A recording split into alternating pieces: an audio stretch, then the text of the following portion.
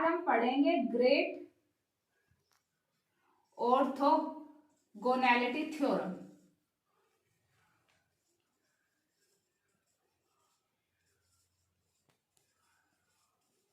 तो orthogonality theorem पढ़ने से पहले उसके कुछ पोस्टुलेट है, ठीक है। पोस्टुलेट नंबर 1, जैसा मैंने आपको प्रीवियस जो वीडियो है उसके अंदर ग्रुप जो टेबल है वो बनानी आपको सिखाई थी, ठीक है। तो अब इसमें भी हम ऐसा ही करेंगे। ये देखिए, यहाँ पे ये पॉइंट ग्रुप लिखते हैं, यहाँ पे सिमेट्री ऑपरेशन लिखते हैं, ई है, ठीक है। तो C2Z है, सिग्मा XZ है, सिग्मा YZ है, ठीक है। अब देखो पोस्टुलेट 1 क्या कहता है कि नंबर ऑफ IR कि जितने भी इररिड्यूसिबल रिप्रेजेंटेशन है equal to the number of classes. अब क्लासेस क्या होती है कि जितने सिमेट्री ऑपरेशन है ना वो क्लासेस होती है, जैसे 1 2 3 4, तो ये 4 क्लासेस होती है। जैसे ये है ना, ये इंडिविजुअल, ये तो होती है क्लासेस, ठीक है। और इनके आगे जो ये स्टोशियोमेट्री होती है ना, इसको हम कहते हैं ऑर्डर, ठीक है। हमेशा याद रखना कि ऑर्डर क्या होता है। ऑर्डर एक डेफिनेशन हमने और पढ़ी थी कि total number of symmetry operation जितने लगाए जाते हैं वो होता है ऑर्डर। लेकिन अगर ऐसा दिया हुआ रहे तो भी हमारे पास क्या है, वो है ऑर्डर। जो इनके आगे कोफिशिएंट लिखा होता है वो क्या होता है, ऑर्डर। और क्लासेस क्या होती है, जितने ये ऑपरेशन है, जैसे ये ई है, ये C2Z है, ये सिग्मा XZ है, सिग्मा YZ है। तो यहाँ पे बताओ कितने IR होंगे, यहाँ पे 4 IR होंगे, IR1, IR2, IR3, IR4, ठीक है। समझ में आ गई। ये है पोस्टुलेट नंबर 1। अब पोस्टुलेट नंबर 2, पोस्टुलेट नंबर 2 है वो क्या होगा। पोस्टुलेट नंबर मान लो इसको हम ये मान लेते हैं K1, K2, K3, K4।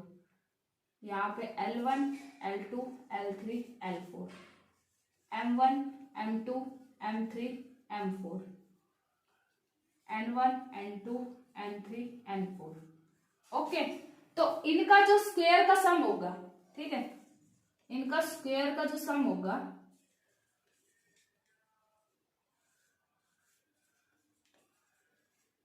Equal होगा किसके, ऑर्डर ऑफ ग्रुप के। अब मैंने आपको बताया था तो ऑर्डर क्या होता है, ऑर्डर हम इससे भी निकाल सकते हैं। प्रीवियस जो क्लास है उसमें आपने देखा होगा कि C2V का ऑर्डर क्या होता है 2 है, तो यहाँ पे ऑर्डर क्या होगा 4। तो अब अपने को पता है इनका स्क्वायर का सम क्या होगा 4 के बराबर, ठीक है। इनका स्क्वायर का सम क्या होगा 4 के बराबर। पोस्टुलेट नंबर 3 क्या है कि ये जो एलिमेंट है, ठीक है, K1 square plus L1 square plus M1 square plus N1 square का जो सम है, इनके स्क्वायर का सम क्या होगा ऑर्डर के बराबर। ये पोस्टुलेट नंबर 3 है। अब आएगा पोस्टुलेट नंबर 4। पोस्टुलेट नंबर 4 क्या होगा कि ये दोनों है ना IR1 इंटू IR2 क्या होती है, ऑर्थोगोनल होती है एक दूसरे के। क्या होती है, ऑर्थोगोनल। ऑर्थोगोनल का मतलब है कि इनकी जब हम मल्टीप्लाई करेंगे तो क्या आना चाहिए, 0 आना चाहिए। क्या आना चाहिए, 0, वो होता है ऑर्थोगोनल। तो अब हमारे पास आपको पता चल गया ग्रेट ऑर्थोगोनैलिटी थ्योरम बहुत ज्यादा इंपॉर्टेंट है, एमएससी के एग्जाम में आती है। ग्रेट ऑर्थोगोनैलिटी थ्योरम में हम क्या पढ़ते हैं, सबसे पहले ये वाली टेबल है। अब हमें सबसे पहले पोस्टुलेट नंबर 1 पढ़ना है। ये टेबल मैंने आपको प्रीवियस जो लेक्चर है उसमें बताया हुआ है। अब C2V है, इसका पॉइंट ग्रुप मान लो। तो अब हमें बताना है कि नंबर ऑफ IR जो है वो किसके बराबर होगी, वो किसके बराबर होती है, नंबर ऑफ क्लासेस के बराबर। क्लासेस क्या होती है, जो ये इंडिविजुअल एलिमेंट है, E हो गया, C2Z हो गया, सिग्मा XZ, सिग्मा YZ, कितने हो गए हैं ये ऑपरेशन 4। तो हमारे पास नंबर ऑफ IR कितने होंगे 4। पोस्टुलेट नंबर 2 है कि जो ये एलिमेंट, मान लो हमने कोई भी ऐसे ही अपने मन से ये K1 K2 ऐसे एलिमेंट मान लिया, इनके स्क्वायर का सम क्या होगा नंबर ऑफ ऑर्डर के बराबर, मतलब इसमें क्या होगा ऑर्डर के बराबर होगा। अब ऑर्डर मैंने आपको बताया था एक शॉर्ट ट्रिक, इसकी भी पहले वीडियो है वो आप देख सकते हैं। C2V का ऑर्डर क्या होता है 2 है, तो इसका ऑर्डर हो जाएगा 4। पोस्टुलेट नंबर 3, पोस्टुलेट नंबर 3 क्या होती है, इनका स्क्वायर का सम क्या होता है ऑर्डर के बराबर होता है। पोस्टुलेट नंबर 4 है तो इनका जो मल्टीप्लीकेशन होता है वो एक दूसरे के ऑर्थोगोनल होता है। किस किसका, IR1 का और IR2 का, ठीक है, दोनों एक दूसरे के क्या होंगे ऑर्थोगोनल। अब हम देखो एक वो डिजाइन करते हैं।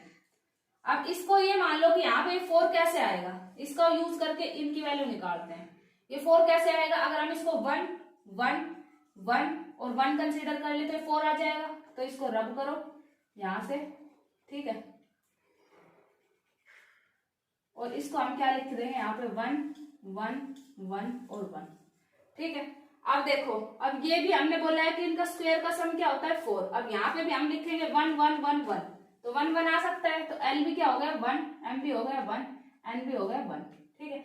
अब मैंने नेक्स्ट आपको बताया था कि इन दोनों की जो मल्टीप्लीकेशन होगी वो 0 की इक्वल होनी चाहिए। तो अब IR1 देखो, IR1 into IR2 equal to 0। अब IR1 कैसे है 1 इंटू 1 फिर प्लस, अब ये है 1 इंटू में L2 फिर आएगा प्लस, यहाँ पे ये 1 है 1 इंटू में M2 फिर प्लस 1 इंटू में N2 इक्वल टू 0। अब इनको 0 बनाने के लिए हमें क्या करना पड़ेगा भाई, ये तो 1 है, अगर हम इसको तो L2 को तो 1 ले लेंगे तो यहाँ पे 1 आएगा, और M2 को क्या लेंगे, M2 को मान लो -1 है, और N2 को क्या लेंगे, M2 को -1 और N2 को -1, तो यहाँ पे आ जाएगा ये -1, तो ये कैंसिल हो जाएगा, तो ये आ जाएगा 0। तो हम इसको क्या लिख सकते हैं, यहाँ पे 1 लिख देंगे, यहाँ पे -1, यहाँ पे -1, ठीक है। अब देखो, अब इसमें यहाँ पे क्या करेंगे, इनका स्क्वायर का सम क्या होना चाहिए 4 होना चाहिए ना। अब इसको भी, इन दोनों को भी ऐसे ही करो, इसको मान लो IR2 इंटू में IR3 इक्वल टू 0। अब IR1 है तो ये मान लो 1 को 1 से मल्टीप्लाई करेंगे 1 आएगा, यहाँ पे आएगा 1, तो यहाँ पे माइनस ले लेते हैं, यहाँ पे -1 लिख देंगे इसकी वैल्यू को +1 लिख देंगे, इसकी वैल्यू को -1 लिख देंगे, तो मल्टीप्लाई करेंगे तो 0 आएगा ना। अब ऐसे ही इन दोनों को मल्टीप्लाई कर दो, मल्टीप्लाई करके और ऐसा कुछ सिनेरियो बना दो, जैसे IR3 इंटू में IR4 इक्वल टू 0, ठीक है। IR3 को हम 1 हो गया, ये 1 हो गया है, फिर यहाँ पे ये -1 है तो यहाँ पे +1 लेना पड़ेगा, तो इसकी वैल्यू +1 हो जाएगी, तो इसमें +1 हो, सॉरी इसमें -1 हो गया, मल्टीप्लाई करेंगे दोनों को, और इसमें क्या हो जाएगा, इसमें हो जाएगा +1 और इसमें हो जाएगा -1, ठीक है। ये तो माइनस माइनस प्लस हो गया, इसमें प्लस लिखा दो, तो ये हो जाएगा -1, ये भी -1, ये +1, ये +1, तो ये कैंसिल हो जाएंगे, तो ये हो जाएगी C2V के लिए जो टेबल है वो, ठीक है। ग्रुप मल्टीप्लीकेशन टेबल जो है ये C2V के लिए हो जाएगी। Thank you.